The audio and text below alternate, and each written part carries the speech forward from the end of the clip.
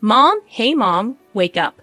I was suddenly shaken awake, my eyes barely open to see my daughter's anxious face looming in my blurry vision. Slowly, I sat up and asked her, "What's wrong? Did you have a nightmare?" "No, mom, please. We need to run away from dad now, hurry." With that single word, my groggy mind snapped to alertness. What followed was a shocking revelation from my daughter that left me dumbfounded. My name is Sarah. I'm a 35-year-old ordinary woman who works while raising my 7-year-old daughter, Emily. Our precious gem is not only adorable, but a bit unusual, or rather, has some mysterious aspects. Mom, you're forgetting your umbrella. Despite the weather forecast for the day being partly sunny with clouds, I was stopped by my daughter as I was about to leave the house. "It's fine. There's only a 10% chance of rain today. But Mom, you're going to get soaked. I saw it in a dream. Please take an umbrella with you." Reluctantly, I took the umbrella she handed me and headed to work. Lo and behold, I encountered a sudden downpour just before I was about to return home. I was surprised and came home drenched, only to be proudly greeted by my daughter, whose umbrella was also wet on the stand. "Welcome home, Mom. See, it happened just like I said. Emily has had this slight mysterious power since she was very young, accurately predicting the weather and dinner menus. It might be an exaggeration to call it a precognitive ability, but it's unusual. She sometimes feels out of place because of this, especially when playing with friends, but she doesn't seem to mind. Above all, we, her family, have accepted this as part of her uniqueness, and she's otherwise a perfectly normal, adorable girl. What concerns me more is my husband, Mike, who is the same age as me. We met through a marriage agency. Back then, I was a hard-working career woman, successful but inexperienced with relationships. Urged by my impatient parents, I registered with the agency. It might be odd for a wife to say, but Mike was even more handsome back then and instantly charmed me. Moreover, he was a feminist, and I instantly fell in love. Our relationship quickly progressed with marriage in mind. My husband and I have been married for 10 years this year. He always comes home late these days. Emily is only 7 years old, and she still requires a lot of care. Juggling her care, household chores, and work without Mike's help has been overwhelming. Everything costs money these days, and we need to save as much as we can for Emily's sake. You never know what might happen, so I'm working hard." That's what he said when I asked him about it. I can't argue with him when he says it's for Emily's sake. I've been overwhelmed with work, household chores, and solo parenting. Then one day, Mike came home early, looking extremely tense. Sensing the mood, I sent Emily away before asking, "What's wrong? Did something happen?" "I want to quit my job," he said. It was completely unexpected. After putting Emily to bed, we talked, and it turned out he'd been struggling with workplace relationships and no longer found his job fulfilling, making it a pain to go to work. "Don't blame me, I just can't take it anymore. Once things settle down, I'll find another job right away. Until then, I'll take care of everything at home," he explained. I didn't want him to quit, but forcing him could lead to worse outcomes. Reluctantly, I agreed to his request. Before long, I got serious about my job, and my husband became a stay-at-home dad. His way of doing household chores and cooking was, to put it mildly, a bit sloppy compared to when I did them. What particularly bothered me was the meals. I came home around 9 o'clock at night when my daughter went to bed and ate my husband's homemade food. But there was a lot of fried food, and the seasoning was surprisingly strong, so I always needed water. The first time I ate it, I couldn't help but confront him. "What is this? You didn't feed the same thing to our daughter, did you?" No, I made sure to prepare something with lighter flavors for the kid, and I kept the portions appropriate. I thought you'd appreciate something with a bit more flavor after a long day. Too much fried food, not enough vegetables, and the soup barely tastes like anything. I'd be fine with lighter seasoning for kids, and I wish you'd pay more attention to balancing the meals, I complained. Despite my repeated comments, the seasoning and menu hardly changed. If I tried to leave anything uneaten, he'd say, "I'll save it for our daughter to eat tomorrow." That's a joke. I'd rather eat it myself than let our daughter have it. Reluctantly, I finished my meal, and as an apology, he started offering dessert after dinner. He also began preparing a nightly drink and snack, calling it a nightcap, thinking it would please me. I hadn't been much of a drinker or late-night snacker before, but I couldn't outright reject his kindness. I appreciated his efforts in cooking and his attempts at being a good house husband, so I generally turned a blind eye, enjoying the break from household chores.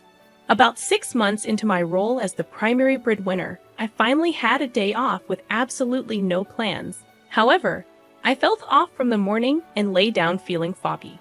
Lately, I've been feeling lethargic, without any fever and suffering from headaches. I fall asleep right after eating. Maybe I've been overdoing it at work. Luckily, my husband took our daughter out to a nearby large shopping mall, promising to contact me if anything came up. Grateful for his thoughtfulness, allowing me some much-needed rest, I was dozing off. I'm back. I woke up to the sound of the front door and my husband's voice. I realized it was already evening. I had slept through the day without having lunch since before noon. Welcome back. Sorry, honey, I couldn't play with you today. Did you have fun? I asked our daughter, holding a palm-sized character mascot. She must have gotten while out. But she nodded quietly, looking down, unlike her usual self. I tilted my head, puzzled by her unusual behavior. What's wrong? Did something happen? Maybe she's just tired from walking around all day. You should take a shower and rest early, okay? My husband gently placed his hand on our daughter's shoulder, and she nodded slightly before heading to her room. When she was out of sight, I quietly asked my husband, "Hey, she seemed a bit off. Did you scold her or something?" "No, I didn't do anything. I think she's just tired. Anyway, about dinner." I tensed up at his words. I was frankly fed up with his cooking. "You know I'll cook tonight. I've had a restful day and feel energized." "Oh, okay. Then I'll prepare the nightcap. I even bought dessert as usual," he smiled, lifting a bag that clearly had the logo of a famous cream puff shop. "Let's make tonight's meal low-calorie and nutritious." Later, we had dinner together and decided to sleep together for the first time. Though she smiled when it was just the two of us, I could tell she was anxious and wanted to spend as much time together as possible. "Mom, I have something to say." In the privacy of our bedroom, wrapped in blankets, my daughter whispered in a voice so faint I almost missed it. What is it?" "Please don't drink any alcohol tonight," she said. What could this be? Another instance of her slight precognitive ability? Nodding in response to my daughter's serious gaze, she closed her eyes, seemingly reassured. So before my husband could prepare our nightcap, I went to bed and decided to sleep early.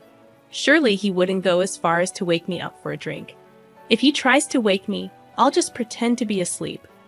With that thought in mind, I closed my eyes. "Mum, hey Mum, wake up." I was suddenly shaken awake, my eyes barely opened to see my daughter's anxious face looming in my blurry vision. I realized I had actually fallen asleep, my vision blurry as my daughter's anxious face came into view. Checking the bedside clock, I saw it was 2 a.m., and I noticed my husband, who should have been sleeping next to me, was absent. Maybe he went to the bathroom. Slowly sitting up, I asked her, "What's wrong? Did you have a nightmare?" "No, Mom, please. We need to run away from Dad now, hurry." That single word snapped me out of my grogginess. What did she just say? I asked her quietly, still in shock. Why? Why would you say that? This is our chance while Dad's not here.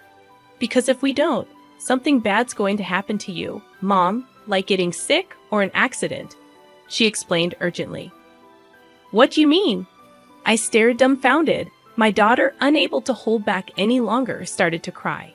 Holding her in my lap and gently stroking her trembling back, she gradually calmed down and began to speak.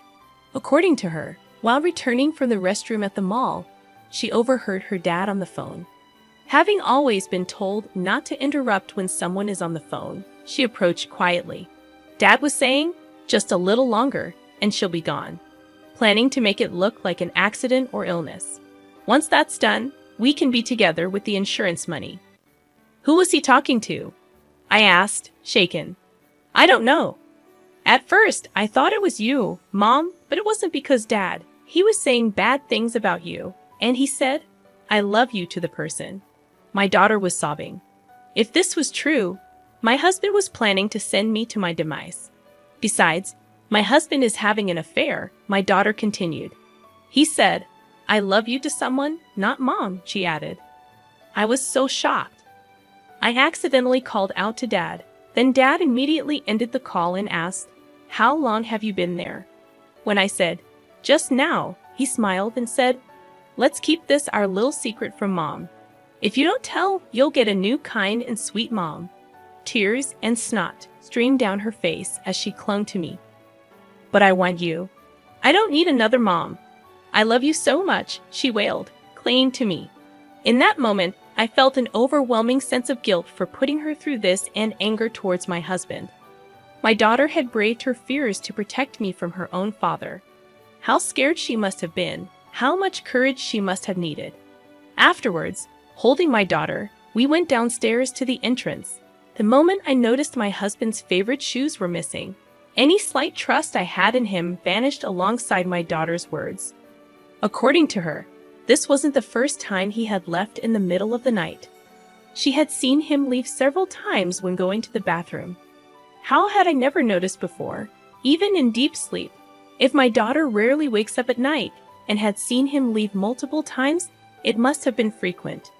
My daughter was gripping the hem of my dress tightly. Her actions made me realize there was no time to doubt my husband. That's right. This is not the time for that. I need to respond to my daughter's courage, I thought. Perhaps because I hadn't drunk any alcohol, I felt more alert and clear-headed than usual. Looking into my daughter's eyes, I said, Emily, if we run away from Dad now, we might never see him again. Will you still come with me? Yes, I'm scared of Dad. I want to be with you, Mom, she replied, her voice filled with determination. I want to stay with you forever, she said. All right, I made up my mind. Fortunately, my daughter was in the middle of her summer vacation. I told her to pack what she needed, and I quickly packed our bags as well. Then I was stunned as I checked the contents of the drawer where I kept our valuables. Opening another drawer that I rarely opened, my suspicion was confirmed. A surge of anger rose within me, but for now, leaving was the priority. We hurriedly left the house before dawn and decided to seek refuge at my parents' house. My parents were surprised to see us arrive so early in the morning, but they kindly welcomed us. After showing them what I found just before leaving and explaining what my daughter had told me, after the day had fully dawned, I sent a casual message. Mom got hurt. I'm taking my daughter to help out for about a month or so. Please take care of the house while we're gone. Got it? Leave everything here to me. He was surprisingly calm about his daughter and wife disappearing overnight. Clearly, he must be smirking, thinking he can now do as he pleases alone. I'll lay low for now, but I won't let this go for my daughter's sake.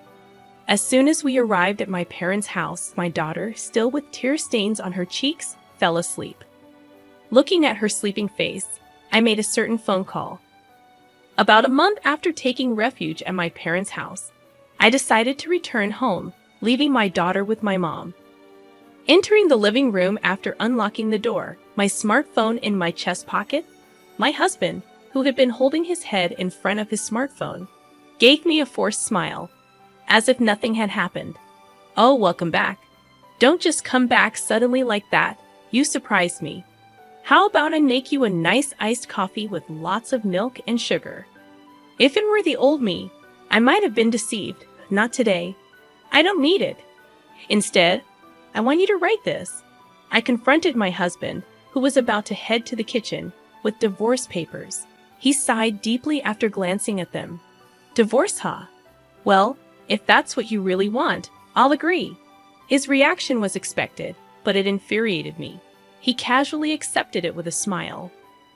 I'll agree to the divorce since you're the one asking for it, but you'll meet my demands for the settlement, right? What are you talking about? You're the one who'll be paying. My husband looked puzzled. He shook his head unwillingly, with a forced smile. Come on, I've been supporting you in my way, and now you're handing me divorce papers unilaterally?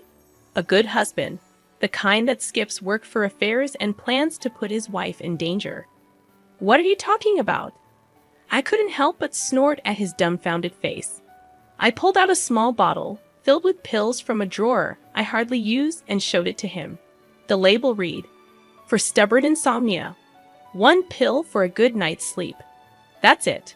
I bought it because I couldn't sleep well. It's obvious if you look at it. The amount hasn't decreased since I left. I'd opened and took pictures of everything before I left. Want me to compare? Don't talk nonsense. Besides, where's the proof that I gave those to you? Everything you've been doing with your mistress. I know all about it, I said, returning to my seat with the bottle in hand. Pulling an envelope from my bag and spilling its contents, my husband froze in shock.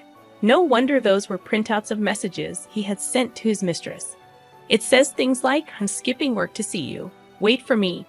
I quit my job so we can talk more. Love you.